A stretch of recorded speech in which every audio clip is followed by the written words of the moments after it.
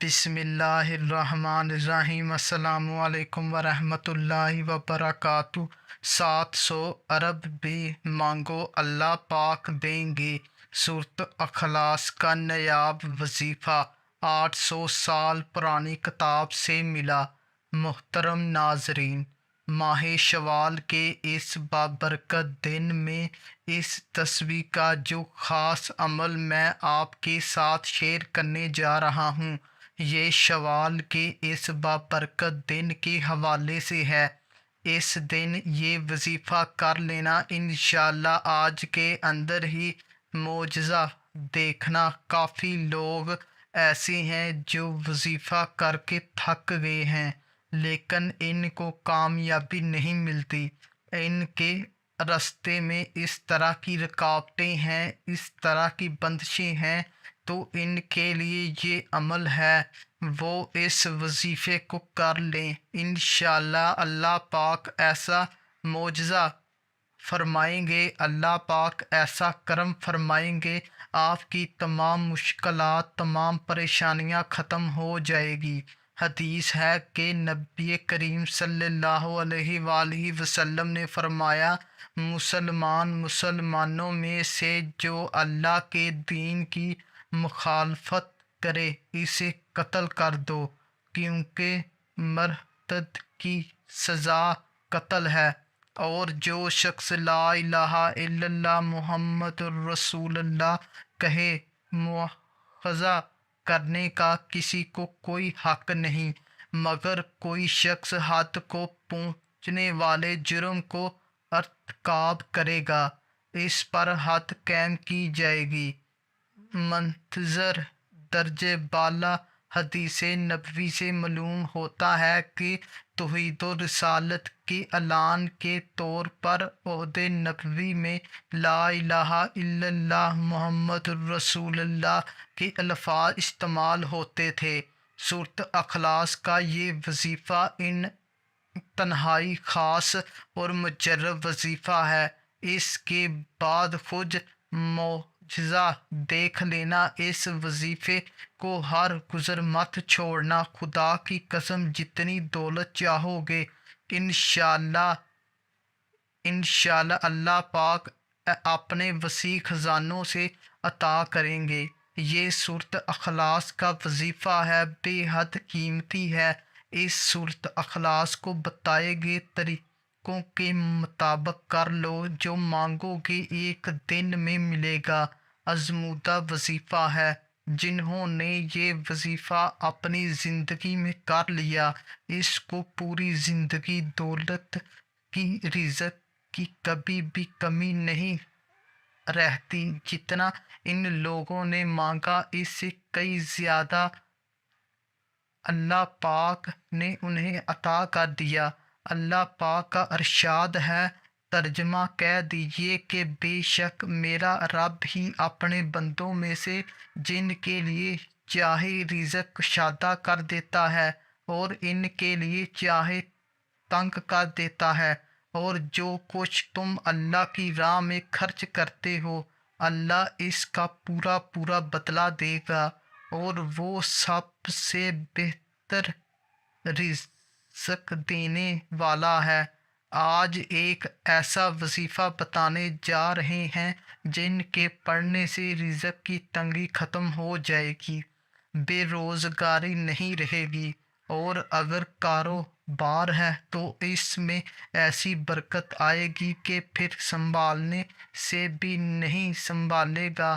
ماہ شوال کے بابرکت دن آپ یہ وظیفہ کسی بھی وقت کر سکتے ہیں، جب آپ کو وقت مل جائے، چاہے رات کو یا دن میں۔ یہ تہجد کے وقت بھی آپ کر سکتے ہیں۔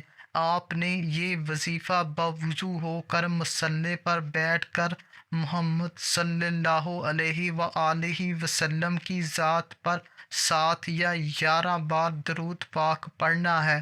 درود پاک ابراہیمی والا پڑھنا ہے۔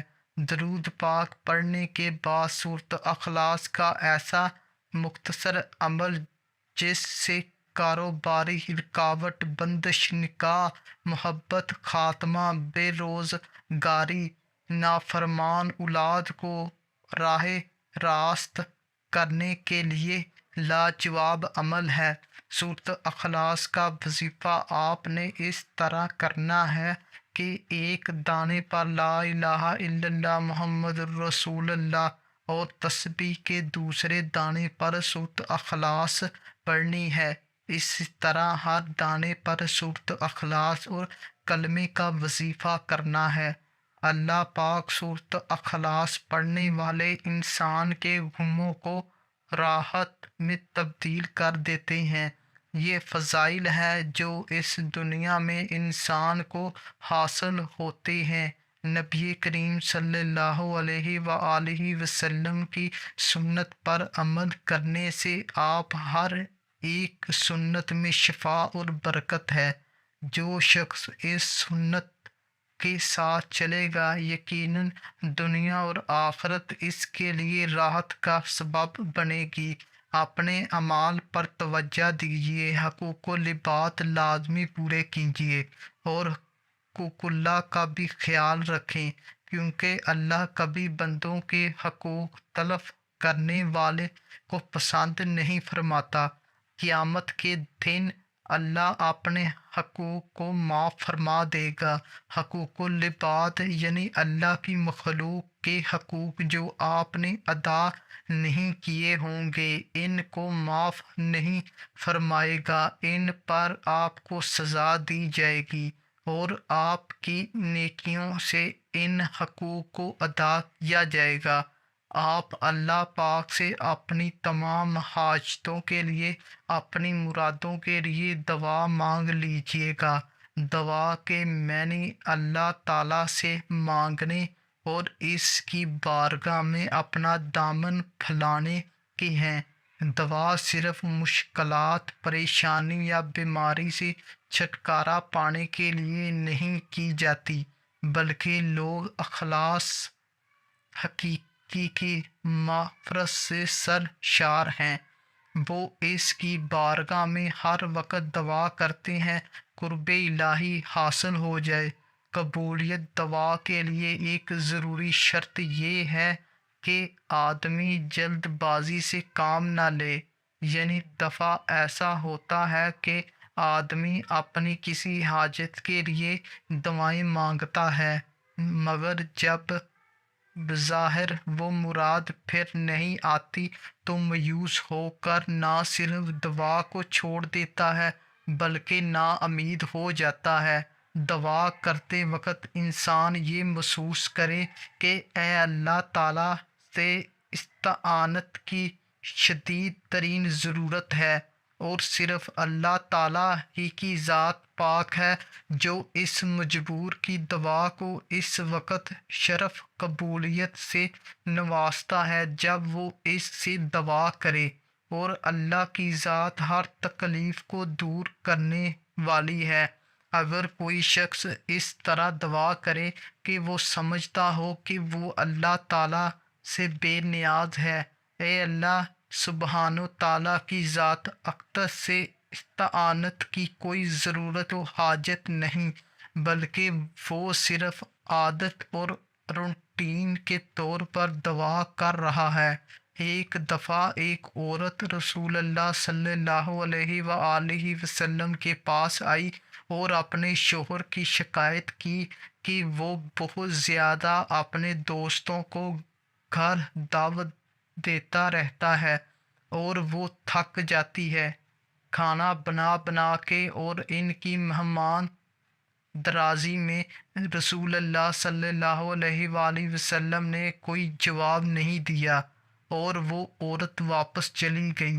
कुछ देर बाद रसूलुल्लाह सल्लल्लाहु अलैहि वसल्लम ने इस औरत के शोहर को बुलवाया और फरमाया, आज मैं तुम्हारा मेहमान हूँ। वो आदमी बहुत खुश हुआ और घर जाके अपनी बीवी को बताया कि रसूलुल्लाह सल्लल्लाहु अलैहि वसल्लम आज हमारे मेहमान हैं। इसकी बीवी बेहद खुश हुई और वक़्त लगाकर मेहनत से हर अच्छी चीज़ तैयार करने में मसरूफ़ अमल हो गई। इस ज़बरदस्त पर तकलीफ़ और دعوت کے بعد رسول اللہ صلی اللہ علیہ وآلہ وسلم نے اس شخص کے کہا اپنی بیوی سے کہنا اس دروازے کو دیکھتی رہے جس سے میں جاؤں گا، تو اس کی بیوی نے ایسا ہی کیا اور دیکھتی رہی کہ کس طرح رسول اللہ صلی اللہ علیہ وآلہ وسلم کے ساتھ گھر سے ہر بچھو اور بہت سے مہک اشرات بھی گھر سے باہر نکل گئے، اور یہ عجیب و غریب مناظر دیکھ کر وہ بے ہوش ہو گئی۔ جب وہ رسول اللہ صلی اللہ علیہ وآلہ وسلم کے پاس آئی تو آپ نے فرمایا کہ یہ ہوتا جب تمہارے گھر سے مہمان جاتا ہے تو اپنے ساتھ ہر طرح کے خطرات، مشکلات، آزمائش اور مہک جاندار گھر پہ باہر لے جاتا ہے، اور یہ اس وجہ سے ہوتا ہے کہ جو تم محنت کر کے اس کی خدمت و طہارت کرتی ہو۔ جب گھر میں مہمان آتے جاتے رہتے، اللہ اس گھر سے محبت کرتا ہے۔ اس گھر سے بہتر اور کیا ہو جو ہر چھوٹے بڑے کے لیے کھلا رہے۔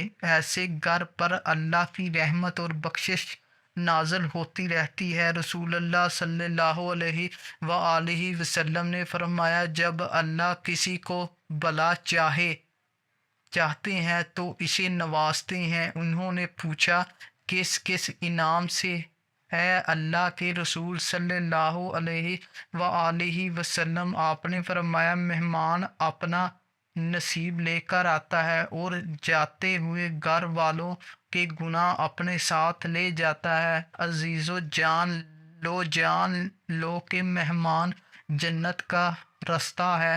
رسول اللہ صلی اللہ علیہ وآلہ وسلم کا ارشاد ہے کہ جو اللہ اور روز آخرت پر ایمان رکھتا ہو وہ اپنے ایمان کے ساتھ بے لوث ہو۔ یاد ہے کہ رسول اخلاص کا ایسا مختصر عمل آپ نے اول آخر درود شریف کے ساتھ 41 مرتبہ پڑھنا ہے۔ کسی بھی نماز کے بعد کسی بھی وقت آپ اس وظیفے کو کر سکتے ہیں۔ اس کے بعد آپ نے اللہ تعالیٰ سے گڑ گڑا کے دعا مانگنی ہے۔ ان وظائف سے ایسا معجزہ ہوگا کہ آپ لوگوں کی قسمت ہی بدل جائے گی۔ اللہ پاک ہر مشکل کو ختم فرما دیں گے۔ رزق اور دولت کی ایسی پرواہ نہیں ہوگی کہ پیسہ آپ سے ختم نہیں ہوگا۔ میری اللہ پاک سے دعا ہے کہ اے میرے اللہ غفور الرحیم، اللہ ہم سب کی مشکلات ہیں ان کو آسان فرما۔ میرے اللہ ہم پر اپنی خاص مہربانی فرما دے، خاص کرم فرما دے، اور میرے اللہ یہ جو سال ہے ان کو خوشیوں کا سال بنا۔ میرے اللہ جو ہم نے غلطیاں کی، جو ہم نے کوتاہیاں ہو گئی ہیں، میرے اللہ اپنے پیارے حبیب صلی اللہ علیہ وآلہ وسلم کے صدقے ہمیں معاف کر دے۔ جب بھی دعا کیا کرو تو عاجزی کے ساتھ گڑ گڑا کے دعا کیا کرو۔ جب آپ عاجزی کے ساتھ گڑ گڑا کے دعا کریں گے تو اللہ پاک آپ کی دعاؤں کو ضرور قبول فرمائیں گے۔ آپ کے رزق میں، آپ کی روزی میں بہت زیادہ برکت ہوگی۔ اللہ پاک ہم سب کو اپنے حفظ و امان میں رکھے۔